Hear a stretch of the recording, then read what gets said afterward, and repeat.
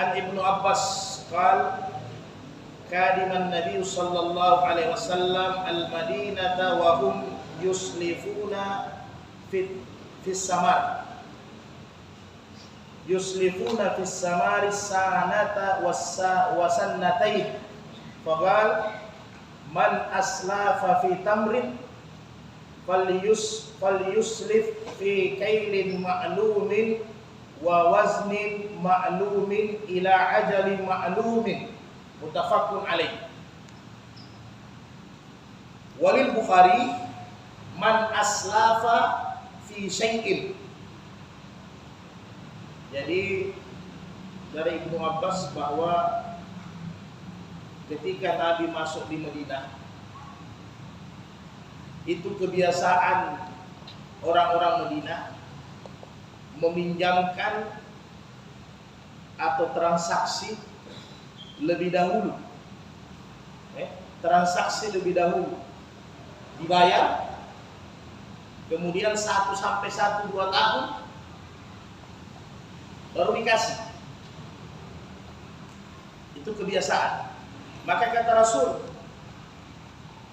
apakah itu buah-buah tadi samarah itu ditimbang, ditakar atau tidak?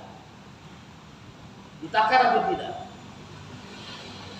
Maka kata Nabi, itu boleh, tetapi harus ditakar, ditimbang, kemudian ditentukan masanya.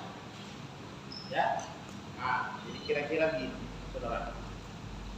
Jadi ini salam ini seperti akad pesanan, ya, akad pesanan. Jadi Hamka, ente kalau di zaman Nabi kan masih buah, tolong buah antum ini nggak usah jual sama yang lain, ya kan? Nanti jual sama saya kalau sudah, yang lalu kita sudah pas, kalau sudah panen. Ya. Kemudian saya mau kasih fulus duluan sama beliau, saya kasih nukut duluan, boleh. Tetapi itu bukan ketentuan harga. Nanti ketentuan harga, nanti kalau sudah panen, sudah masa ditimbang. Sebagaimana berapa timbangannya, sebagaimana harga, itu dia. Oke? Nah, kemudian kalau bentuk kita sekarang, ya kira-kira tidak ada bedanya dengan online. Ya, modernnya kita sekarang bayar dulu, pesanan belakangan. Tapi ingat, sistem online jangan sampai di dalamnya ada garar. Jangan sampai di dalamnya ada garar, ada manipulasi, ada penipuan. Jadi kurang lebih. Jadi dibolehkan secara syar'i kita beli barang online, dibolehkan secara syar'i, tetapi dengan catatan kita meyakini betul penjualnya. Kita meyakini betul kualitas barangnya. Oke, kalau kita sudah yakin kualitas barangnya, kita yakin penjualnya jujur, bisa dipercaya, tidak garar, maka boleh kita transfer, tidak ada masalah. Malah sekarang lebih menjaga itu ada namanya COD, ya. Nah, lebih menjaga itu ada namanya COD. Tetapi boleh online dengan catatan ada masa khiyarnya. Kemudian sebelum akad,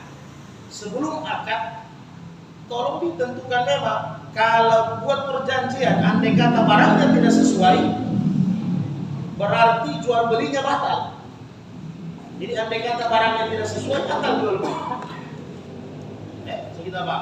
Jadi silakan dibolehkan dalam syar'i, tetapi jangan sampai, hati-hati, karena dia masuk dalam garar apabila ada satu pihak yang dirugikan. Jadi kalau ada satu pihak yang dirugikan, maka itu masuk garar. Jadi jangan sampai demikian. Jadi pada dasarnya membayar duluan itu boleh. Kemudian kalau Imam Malik berkata di mazhab bahwa harga barangnya dibayar awal, itu boleh seperti online. Kemudian ada lagi namanya akad lain, yaitu barangnya perlu dibuat. Itu boleh juga dibayar di depan. Seperti kita mau jahit, mau pesan lemari, karena pasti lemarinya belum ready, pakaiannya kan belum ready, kita bawa kain. Jadi makanya boleh kita bayar duluan, boleh. Tetapi ingat, jangan sampai dibayar duluan nanti terjadi masalah. Hati-hati, karena biasa kalau penjahit, ya maaf, biasa kalau sudah dibayar duluan sudah selesai, tidak jadi yang dia punya pakaian itu, karena dia pikir duitnya sudah diambil. Tapi tidak semua penjahit ya. Begitu juga lemari, kita mau pesan lemari, pesan kursi, boleh silakan, tidak ada masalah. Yang penting mau bayar duluan boleh, tidak ada masalah. Itu yang bayar duluan disebut salam dalam jual beli. Itu yang disebut dengan salam dalam jual beli. Jadi boleh bayar duluan. Yang penting jangan Anda nanti rugi. Karena ada yang berpikir begini, kalau saya tidak bayar duluan bisa-bisa fulusnya tak pakai. Jadi kalau fulusnya halas, so tidak punya fulus sana, so tidak bisa lagi Anda bayar. Jadi saya bayar duluan lah, boleh, tidak ada masalah. Tapi kalau Anda yakin bahwa yang teman Anda bertransaksi akad itu orang yang bisa dipercaya, kira begitu ya. Kemudian Abdurrahman bin Abza wa Abdullah bin Abi Aufa radhiyallahu anhuma qala kunna nusibul maganima ma'a Rasulillah sallallahu alaihi wasallam wa kana ya'tina anbatu min anbati Syam wa nuslifuhum fil hintati wasyair wazabib wa fi riwayati wa zaiti ila ajali musamma kila akana lahum zar'un qala ma kunna nas'aluhum zalik, rawahu Bukhari. Jadi ini sebegini, Abdurrahman bin Abza dan Abdullah bin Abi Aufa radhiyallahu ta'ala bahwa kami menerima ganimah dari Rasulullah. Ganimah ini hasil pembagian perang. Jadi biasa kalau habis perang, kalau siapa yang menang, maka hartanya lawan, hartanya musuh itu diambil. Itu aturan internasional sejak zaman dulu, ya, sejak zaman jahiliyah. Jadi siapa yang ambil perang, maka dia yang ambil harta musuh, maka dibagi. Itu yang namanya ganimah. Jadi kami dapat ganimah bersama Rasulullah. Kemudian datanglah para petani dari Syam. Jadi petani ini orang yang tidak punya modal, mereka kekurangan. Maka datang petani dari Syam. Kemudian mereka, Nabi katakan, beri mereka pinjaman, kata Nabi. Maka kami berikan mereka pinjaman, tapi pinjamannya karena dulu kan belum ada mata uang.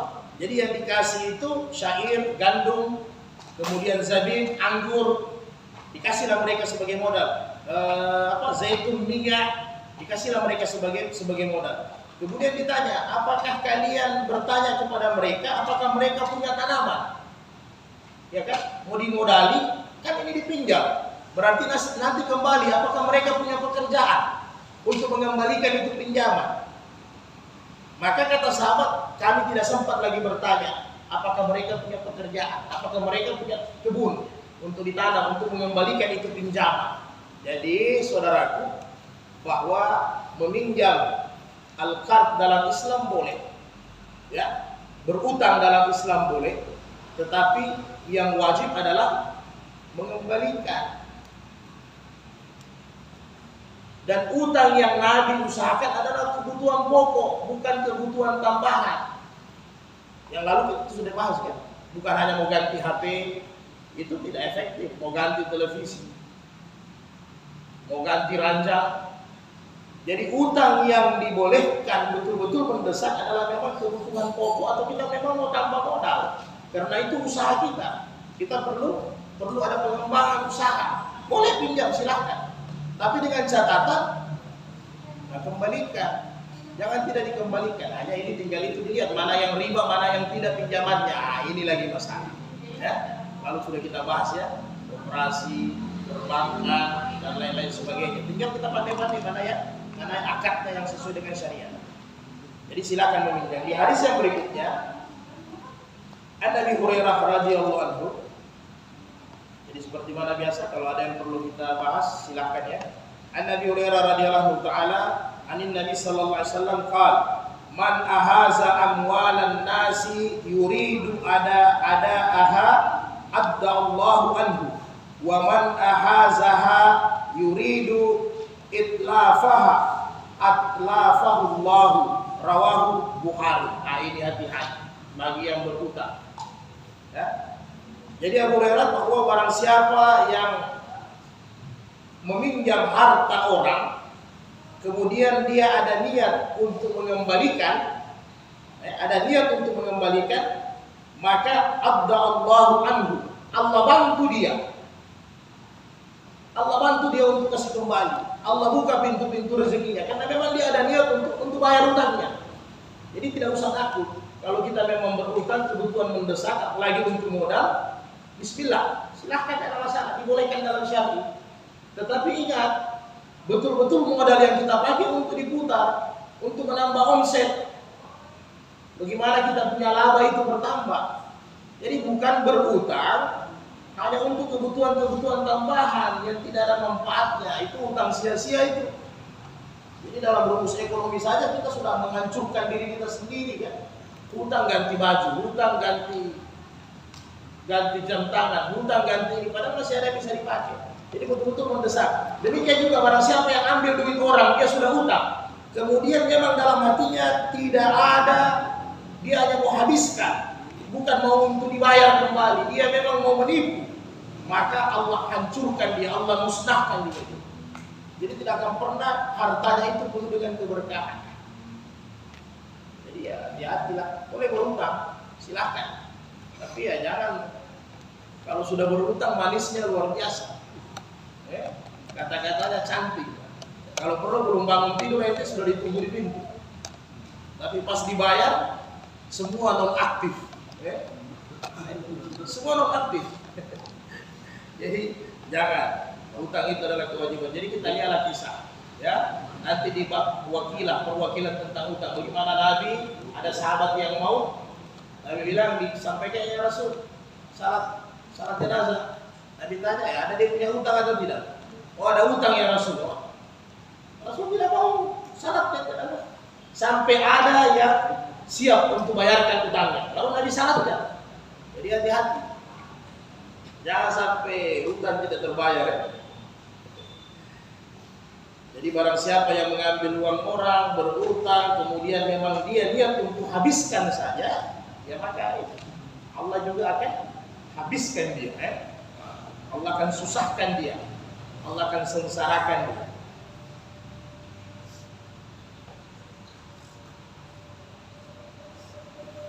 Kemudian ada namanya jual dalam muamalah namanya ariyah. Ariyah ini pinjaman cuma-cuma. Ya, ini kita lebih hati-hati juga ya. Jadi beda al-qard, beda dengan ariyah. Kalau al-qard ini pinjaman hutang, berarti ada pengembalian. Kalau ariyah, dia pinjaman cuma-cuma.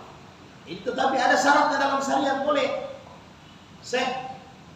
Satu hari ada pinjam ente punya sayara, ya, dipinjam mobil, pinjam kendaraan motor, anda pinjam ente punya saya dajjal, anda pinjam ente punya daraja, kasih. Tapi dengan catatan ketika dikembalikan harus sama, dijaga utuh. Jadi ariyah pinjaman cuma-cuma boleh, tidak ada nilai sewanya, tetapi anda yang meminjam harus kembalikan barang seperti mana semula, bertanggung jawab lah. Ini sudah pinjam motor, habis itu ada lecet, dia tutupi, dia tidak sampaikan sama yang punya. Ini bahlul. Disampaikan, afwan saya, ini kayaknya lecet ini, kira-kira saya bertanggung jawab untuk perbaiki. Makanya jangan heran, ada orang memang ketika dipinjam dia tidak kasih.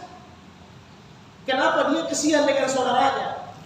Jangan sampai nanti hamka pinjam, kesian saya lihat, tiba-tiba ada rusak. Ini bukan hanya kendaraan, semua barang. Semua barang apa saja boleh pinjam cuma-cuma boleh. Nabi bilang boleh, silahkan. Tapi jangan ente pinjam barang orang, anda tidak bertanggung jawab. Ya kan? Ente pinjam motornya orang, sayaranya orang full bensin. Habis itu ente kasih balik, error. Semua cara sudah tidak dirental. Jadi bertanggung jawab. Jangan tidak bertanggung jawab lah. Jadi bagaimana seandainya saya meminjam barang orang, kemudian saya tidak bertanggung jawab. Saya pinjam barang orang, saya cari nafkah. Ya, saya pinjam barangnya Hamka, umpamanya saya raya, saya pergi cari nafkah. Nah, ini lebih bahaya lagi. Dia pakai pergi maksi, dia pakai pergi gojek. Ini apa? Yang dia dapat itu riba. Karena akadnya, transaksinya, perjanjiannya itu hanya pinjam, ya kan? Makanya dalam syariat, ariyah itu harus ada batas waktu, kemudian ditanya penggunaannya apa. Jadi kalau dalam fikih, Imam Syafi'i, Imam Ahmad jelaskan, ditanya penentuan harinya kapan, kemudian mau digunakan, ente mau kemana? Jangan sampai dia bentuknya pinjaman cuma-cuma, ente pergi carikan flus. Orang punya kendaraan, ente carikan flus, tidak boleh. Ini masuk riba. Jadi bukan nanti uang tambahan, ini riba. Kenapa? Karena kita manipulasi, kita tipu orang punya barang. Tidak bisa, jadi memang harus permainannya hati-hati. Jadi boleh kita bentuk karya, pinjam murni, tetapi bertanggung jawab. Jadi kalau ada kerusakannya sampaikan. Kalau ente belum ada flus, sampaikan sih anak belum mampu. Tapi ente bertanggung jawab, jangan tidak bertanggung jawab dengan orang punya kendaraan. Iya kan? Jadi makanya biasa ada kita pinjam, kadang orang kalau kesian lihat kita dia tidak kasih. Karena jangan sampai ada kerusakan barang, ente sendiri nanti yang repot. Akhirnya tidak mampu ente bayar, tidak ada flus kan jadi repot. Jadi kira-kira begitu. Jadi hati-hatilah. Meminjam boleh, tapi bertanggung jawab. Jangan sampai lari dari tanggung jawab.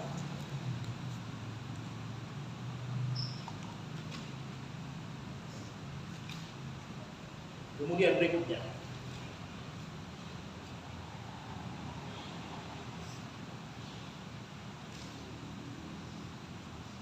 An Aisyah radhiyallahu anha qalat qultu ya Rasulullah inna fulanan kadima lahu bazzan minas Syam falau ba'asta ilaihi fa'ahazta minhu sawbaini nasi'atan ila maisyaratin faba'asa ilaihi fa'amtana'a akhrajal hakim. Jadi Aisyah berkata waktu itu ada orang-orang dari Syam bawa pakaian, ya, pedagang-pedagang Syam bawa pakaian. Jadi kata Aisyah, ya Rasulullah, inna fulana qadimalahu. Jadi ada sudah pedagang dari Syam itu datang, bagusnya falau ba'asta ilaihi, kau suruh orang, kemudian boleh pinjam itu barang 2 baju kau ambil. Ini istrinya Nabi. Kemudian diutang, nanti dibayar kalau maisyarat, ketika nanti kita ada kelapangan rezeki. Jadi diambil itu baju, nanti dibayar kalau ada kelapangan rezeki. Maka disuruhlah sahabat, boleh ente pinjamkan itu dua pakaian. Jadi ambil itu dalam bentuk pinjaman. Tetapi pedagang dari Syam itu menolak. Jadi ini simpel saja, tidak ada masalah. Jadi pelajaran yang kita ambil adalah kalau meminjam jangan memaksa. Nabi saja pernah mau pinjam hanya untuk pakaian, tidak dikasih itu muamalah, tidak kasih halas, tidak ada lagi. Tidak usah kita tidur lagi di rumah orang supaya orang jadi kasih kita pinjam. Kalau ente sudah datang sama orang, anak butuh flus, anak mau pinjam, boleh atau tidak? Kalau tidak boleh ente pulang. Jangan dipaksa lagi. Paksa lagi saya kalau tidak ada punya anak mati di sana. Jadi jangan. Jadi nanti orang tidak ikhlas, Pak. Iya. Kalau orang sudah tidak ikhlas, itu kan salah satu pintu-pintu riba. Kita ini mau cari yang masuk dalam perut ini bersih. Jadi kalau orang sudah tidak kasih, sudah selesai. Balik. Bahkan selevelnya Rasulullah itu hanya mau ambil 2 baju, nanti dibayar kalau ada rezeki. Ini pedagang bilang, oh tidak bisa, karena ini barang saya mau jual cash, kan kira-kira begitu, tidak dikasih di utang, tidak bisa, pulang. Ini Nabi yang mau ambil. Tapi di sini Quran mengatakan ya tidak dibilang dari Nabi, sahabat yang datang, ya, kira-kira begitu. Tapi di sini pelajarannya kalau memang tidak dikasih kita untuk meminjam, jangan dipaksa, balik saja, jangan dipaksa. Kita kan nggak ada Wah, karena mau memaksa macam-macam kita sampaikan sama orang. Ya kan? Jadi jangan sampai. Nah, biasanya juga ini mau pinjam, biasanya kalau mau mudah, nah ini masuk di kalau mau mudah ya gadai. Rehan ya, gadai. Gadai berarti ada barang jaminan. Jadi digadai dalam Islam juga boleh. Jadi gadai dalam Islam juga boleh. Hanya hati-hati, jangan sembarang. Ya seperti Rasul katakan, an Nabi Hurairah radhiyallahu anhu kalau Rasulullah sallallahu alaihi wasallam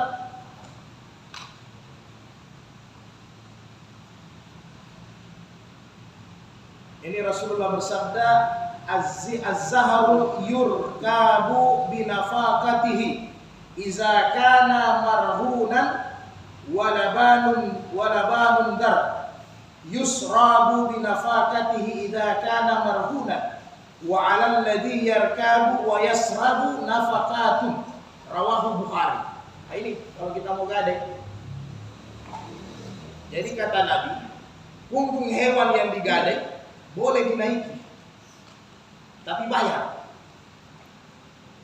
Begitu juga kata Nabi, walabanu, susunya boleh ente minum, tapi bayar. Tapi bayar. Jadi maksudnya apa? Saya gadai sama Ustaz Hamka motor. Kalau konteksnya zaman Nabi kan jelas ganam, bakar, ya kan? Ya ternak. Tapi kalau konteks sekarang kan pasti kalau bukan ternak, artinya kalau dalam bentuk ternak, saya gadai sapi sama Hamka, kemudian sapi saya itu ada susunya.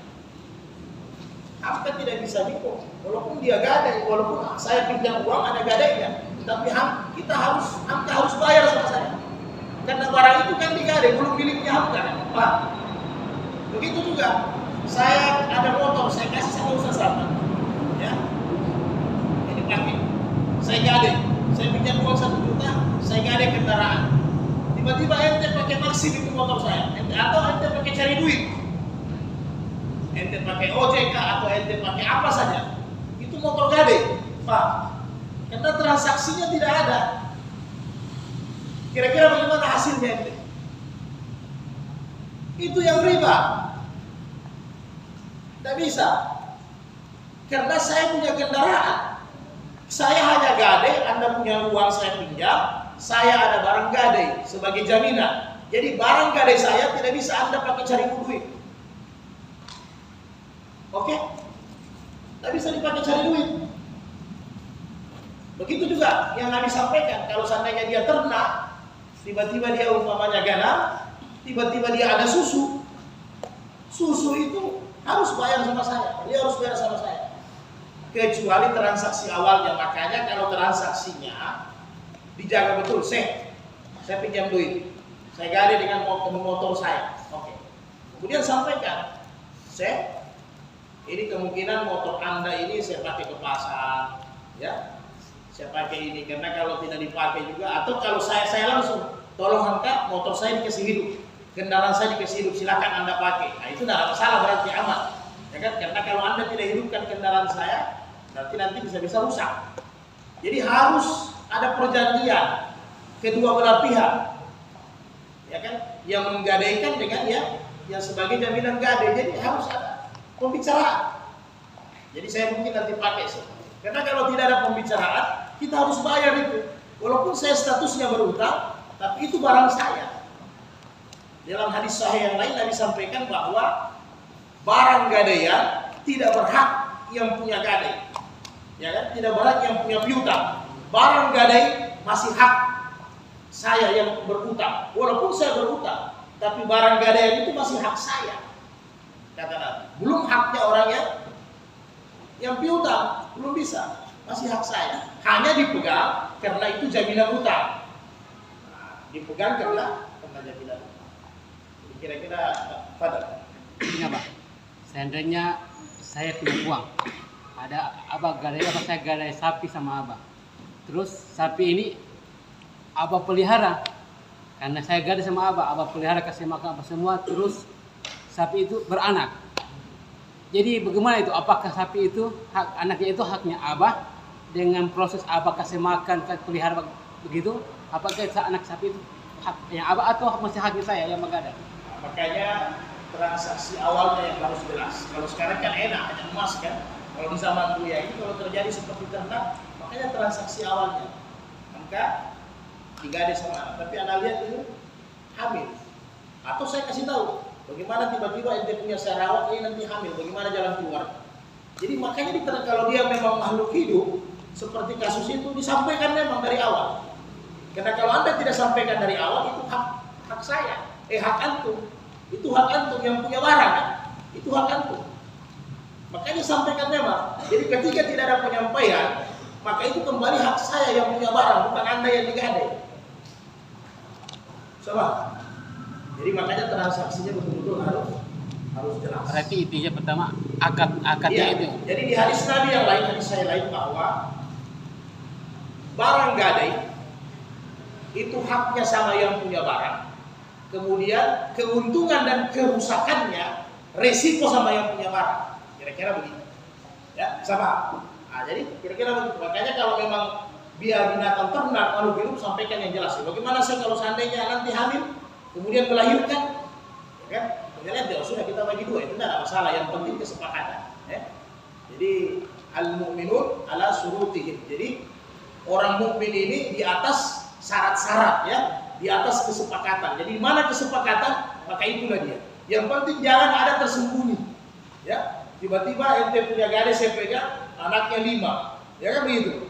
Ente belum mampu bayar, sudah jatuh tempo, itu urusan lain lagi kan. Tapi anaknya ini sudah 5, saya tidak bilang-bilang. Saya sudah jual, saya sudah anak, saya garang. Apa yang garang? Tidak boleh, saya salah. Kalau begitu kasusnya tidak bisa.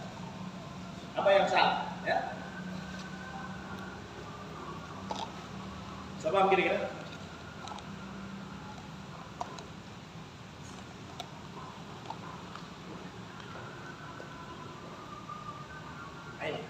Seperti Rasul katakan dari Abu Hurairah, kala Rasulullah, la yaglagu rahmu min sahibihi alladhi rahanahu lahu gunmuhu wa alaihi gurmuhu. Nah, ini seperti ini yang Nabi sampaikan, bahwa barang gadai tidak menutup pemiliknya. Jadi walaupun itu barang gadai, itu tetap hak sama pemiliknya. Walaupun saya ada utang, ya kan? Walaupun saya posisi ada utang, itu tetap hak saya. Tidak bisa untuk itu. Kalau jatuh tempo, ya, kalau sudah jatuh tempo. Nah, itu lagi kalau sudah jatuh tempo. Jadi kalau dia posisinya sudah jatuh tempo, ada ayat yang Allah kasih sama kita, wa in kana zu usratin fanaziratun ila maisyaratin wa antasadduku khairul lakum in kuntum ta'lamun. Jadi kata Allah, jika orang yang berutang itu mengalami kesulitan, maka berilah waktu sampai dia lapar. Wa antasaddaku khairul lakum. Tapi kalau kamu ikhlas, ini peringkat susah. Kalau kamu ikhlas, halalkan, lunaskan, maka khairul lakum in kuntum ta'lamun. Itu lebih bagus bagi. Jadi persoalan jatuh tempo di sinilah ribanya. Ya, persoalan jatuh tempo di sinilah ribanya. Akhirnya nanti jatuh tempo bunganya lebih tinggi daripada pokoknya. Di sinilah ribanya. Jadi berhati-hatilah.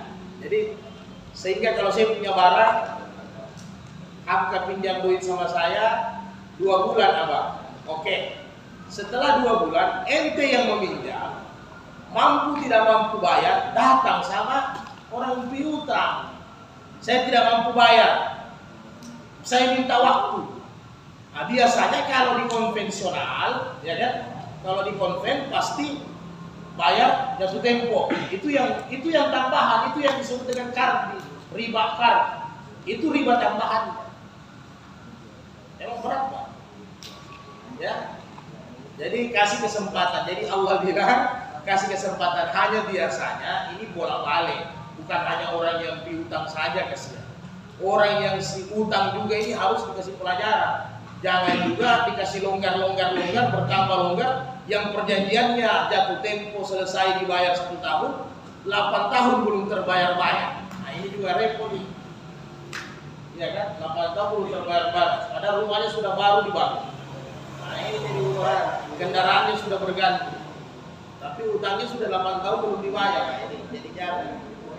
Karena apa? Kalau yang piutang tidak ikhlaskan, maka baru kejar dikubur ente orang. Oh iya, baru kejar dikubur, Pak. Kalau tidak ikhlas, tidak ada urusan. Maka begitu banyak nanti halangan orang di hari kemudian, hanya gara-gara utang, 1 langkah lagi masuk surga, ditahan. Ya apa Nabi sampaikan dalam hadis sahih, kalau ente ada utang, ya tidak mampu ente bayar, berarti dosanya kan? Dosanya ente punya amal kebaikan diambil. Kalau ente tidak punya amal, ya dosanya yang piutang ente ambil di hari kemudian. Nah ini sudah repot. Sedangkan kita punya dosa susah ditanggung jawab, dosanya orang lagi. Nah, jadi disitulah masih hati-hati jatuh temponya. Makanya kalau tidak perlu berutang, jangan berutang tuan-tuan. Ya. Karena sebenarnya kalau saya sampaikan sekarang pakai akad syariah, saya rasa sama juga, samanya bukan juganya, samanya itu kesengsaraannya. Ya, akad syariah dengan konvensional sama-sama kita sengsara. Kenapa? Karena sama-sama kita harus bayar utang. Itu yang repot, tidur tidak enak. Karena kalau konvensional kan sebenarnya, kalau kita ambil KPR-BTN, kalau konvensional sudah jelas. Kalau kita ambil syariah, KPR-BTN kan bank yang beli ya, bank syariah yang beli rumah, nanti rumah dijual sama kita. Kendaraan dibeli sama bank syariah, nanti kendaraannya dijual sama kita. Tapi intinya hanya dia flat. Maksudnya harga tidak akan naik. Tetap 10 tahun ya 10 tahun harganya begitu. Itu syariahnya di situ di akad. Tetapi sama-sama sengsara karena itu utang. Yang persoalannya sekarang mau syariah dengan konvensional sama-sama ada biaya pajak, biaya titipan, apalagi. Jadi karena kalau dibahas di syariah tidak ada itu. Tapi sekarang kan tidak bisa tidak, karena Anda punya barang ditaruh di box harus dibayar. Kemudian yang di situ ada karyawan, pegawai harus dibayar. Jadi ada pajaknya, ada juga biaya jaminannya dan sebagainya macam-macam. Jadi kalau kita bayar pokok 200, biasa kita bayar sampai 300, ya kan? Karena ada pajaknya, ada ininya. Jadi bahkan kalau kita ada duit lagi baru 10 hari, masih kena pajak juga. Jadi sama-sama sengsara, ya. Jadi sama-sama sengsara. Tapi minimal kalau kita pakai syariah, akadnya masih selamat kita. Ya, di hari kemudian bukan kita nanti yang diperhadapkan sama Allah, tapi majelis ulama yang nanti diperhadapkan sama Allah. Kalau memang ada unsur ribanya juga di dalam. Karena sebenarnya pada dasarnya sama. Ya, pada dasarnya sama, tapi ya untuk sekarang kan ada syariah sudah sendiri. Karena sama juga, kalau syariahnya masih dipegang sama konvensional modalnya, ya sama, jadi tidak ada bedanya sebenarnya. Ya, sama, karena dasar modalnya sama-sama dari konvensional. Tapi carilah, paling tidak kita tidak terlalu berhujah. Ada ulama nanti yang bertanggung jawab di hari kemudian, karena itu keputusan mereka. Maka kalau saya sarankan, ya kalau tidak bisa berutang, jangan berutang. Itu paling selamat, jangan sampai berutang. Ada lagi? Satu lagi, Pak. Ya. Tadi kan yang dibahas itu membayar dulu baru dipakai. Sekarang saya balik, bagaimana kalau kita makan di warung, makan dulu baru bayar? Bagaimana hukumnya itu, Pak? Makan dulu baru bayar? Ya jelas itu pinjam, utang apa? Makan dulu baru bayar, ya utang. Persoalannya apa? Ente belum ada flus. Tidak, ini hukumnya bagaimana? Apakah bisa itu? Ada kan orang hukumnya makan dulu baru bayar, itu apa? Apakah dalam Islam itu diperbolehkan atau bagaimana? Ada kan orang kalau mau beli makan di mana? Makan di warung. Ya. Makan di warung, makan dulu baru bayar atau bayar dulu atau baru makan. Tidak ada masalah, karena dia tidak ada tempo. Memang Anda berada di situ, Anda tidak terpisah. Jadi yang disebut dengan utang, ketika Anda nanti pisah dari situ setelah transaksi, setelah Anda akad, Anda berpisah. Tapi kalau Anda memang hanya datang makan, ya makan dulu baru bayar. Ya itu aman. Asal jangan makan baru lari. Yang tidak boleh makan baru lari. Nah, jadi kalau di warung kan ada 2 bentuk. Di warung ada bentuk gitu. kalau yang modernnya kan Kalau tempat-tempat Amerika ya bayar dulu baru makan. Nah, kalau tempat-tempat tradisional kan makan dulu baru bayar. Bahkan boleh makan dulu baru catat. Nah itu utang boleh. Nah, jadi boleh, tidak ada masalah. Anda tidak terpisah dari situ. Kecuali Anda terpisah dari situ, setelah makan Anda pergi, nah itu berarti ada urusan utang. Itu yang tidak boleh. Tapi Anda masih di situ. Jadi tidak ada masalah, lapas. Sebab? Nah.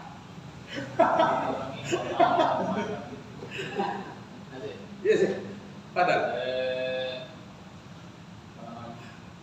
Pada saat ini di fenomena sekarang kalau kita masuk di apa namanya macam kalau di mall ya, Nah, kita belanja, ya kan? Terus ada ini apa namanya, kita setelah belanja di bawah itu truk ada tulisan PPN 10%, 11%. 5 sampai 10%. Sementara mereka ini jual biasa mahal, ada makanan mahal. Yang baru-baru ini kejadian, ada anak, ada pemimpin, karena kita kan belanja di mana seberang. Nah, kita makan. Makanannya ini luar biasa mahalnya. Gado-gado yang biasanya cuma 12.000, bisa 30.000, artinya mahal. Pajak 11%. Nah, pajak ada PPN-nya di situ. Bagaimana kedudukan PPN itu kan pajak yang dibebankan sama penjual, sama pembeli. Itu dibebankan kan struknya keluar di situ ada tulisan 11%. Ya. Yang tanggung pajak PPN itu adalah yang pembeli itu. Ya. Sementara dia punya harga sudah mahal. Betul. Jadi memang pada dasarnya dari rakyat untuk rakyat. Jadi memang uang kita masyarakat yang memang dipakai hari ini untuk apa? Untuk semua pembangunan, untuk semua infrastruktur, semua fasilitas umum uang kita, Pak. Yang paling bayar pajak itu adalah konsumen paling terakhir. Ya masyarakat, Mas. Ya, itu bayar pajak. Ya Mas juga mungkin warung bayar pajak juga Pak ya? Ya itulah maksudnya itu masih pajak itu. Kalau pajak barang kan ada juga. Kalau kita belanja kan, seperti itu tadi Pak Imam bilang ya jelas. Jadi kedudukannya kita tidak ada dosa di sini, hanya ada rugi.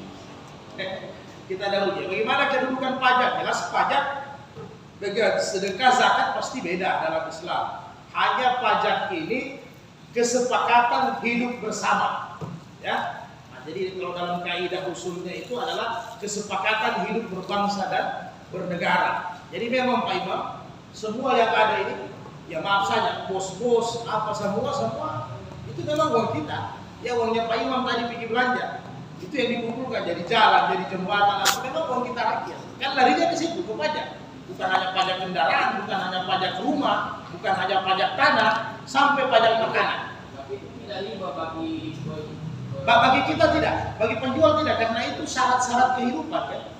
Kita ini hidup bernegara, memang kita dibebani itu. Tidak ada beda kita urusin, tidak ada beda kita urus STK, tidak ada beda kita urus surat izin, atau kita mau mengirim barang kan harus ada surat izinnya dan sebagainya. Itu kan bea-beanya semua, bea cukai lah, apalah, bea masuk, bea keluar. Artinya secara kita pribadi selamat Pak Imam. Ya. Tetapi ya itu kan urusannya orang yang bernegara. Makanya seorang presiden, seorang kepala negara itu tanggung jawabnya luar biasa Pak. Dunia dan akhirat. Ya. Ya kalau kita mau lebih ekstrim lagi ya sampai kepada pengambilan hukum. Itu tanggung jawabnya ya pemimpin. Makanya kalau tidak bisa ya jangan, supaya kita aman di hari kemudian. Dan memang Pak Imam sekarang yang fenomenanya itu, dan ironisnya pajak sekarang 11% itu hanya pajak standar ya. Ada pajak lebih tinggi lagi sampai 20%, sampai 25%. Jadi pajak standar 11%. Padahal zakat kita hanya 2,5%. Jadi kadang orang tidak mau bayar zakat, tapi dia mau bayar pajak. Nah, ini yang bermasalah. Jadi silakan kehidupan kenegaraannya aman, tapi kehidupan akhiratnya lumayan terancam nanti di hari kemudian. Ya. Jadi pajak kendaraan lancar, pajak rumah, pajak bangunan, pajak makanannya lancar, NPWP-nya pokoknya bagus, aman. Tetapi zakat-zakatnya, penghasilannya tidak dibersihkan, tidak dibayar. Nah, itu bermasalah. Jadi kalau pajak ini sebenarnya kalau di zaman Nabi namanya jizyah. Kalau jizyah itu kalau kerajaan dulu apa? Upeti. Jadi dalam Islam ada pajak sebenarnya untuk non-muslim. Itu sebenarnya dalam Islam. Karena mereka itu kan dalam Islam itu orang non-muslim itu ada kafir zimmi ya, ada kafir. Jadi yang dalam perlindungan. Jadi mereka bayar upeti itu sebenarnya pajak kalau dalam syariat Islam. Misalnya kita hidup di satu negara, kita mayoritas, hukum kita dipakai. Maka non-muslim itulah yang sebenarnya ya bayar upeti, itu keamanan. Sehingga apa? Kalau dia bayar itu jizyah dia bayar, pajak yang dia bayar. Kalau dia diganggu, maka hukumannya sama. Jadi orang Islam, saya orang non-muslim, diganggu, tapi saya bayar jizyah, bayar pajak. Maka kalau saya diganggu, walaupun orang Islam yang ganggu, orang Islam tetap dihukum sebagaimana aturan hukum yang berlaku. Jadi mereka terlindungi karena mereka bayar jizyah. Itu yang ada di zaman Nabi sebenarnya. Sehingga Nabi sampaikan keamanannya orang-orang kafir yang bayar jizyah itu sama dengan keamanannya orang-orang muslim. Karena mereka jaga keamanan, mereka juga tidak buat persekongkolan, tidak buat makar, maka kita harus jaga. Jadi itulah kira-kira begitu Pak Imam. Tapi kalau kita Pak Imam ya tidak dosa, hanya kantong kita agak keluar sedikit ya.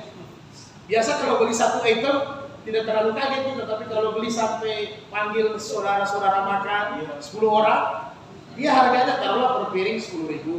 Berarti kalau 10.000 pajaknya 1.100. Yang sebenarnya kalau 10 orang berarti 100.000. Tambah pajak berarti 111.000. Ya, nah atau 110.000 itu persoalannya di situ. Jadi kalau harganya banyak ya memang lumayan. Yang penting bukan kita yang makan pajak kan. Nah, jadi artinya yang ada pegawai negeri ya maaf, maksud saya sudah begitu kehidupan bernegara. Ya makanya kalau yang belum pegawai negeri sebenarnya ada anak adik-adik mahasiswa banyak sih. Tidak usah niat untuk jadi PNS, berwira swasta. Tapi kalau Anda sudah di PNS ya mau di apa? Ya, mudah-mudahan Anda jadi perubahan di situ. Jadi yang mewarnai. Nah, karena apalagi kalau Anda belum ada pekerjaan sekarang masih mahasiswa, tidak usah lah niat masuk di kerja koperasi ya. Maaf, ya masih yang sudah kerja ya silakan. Maksudnya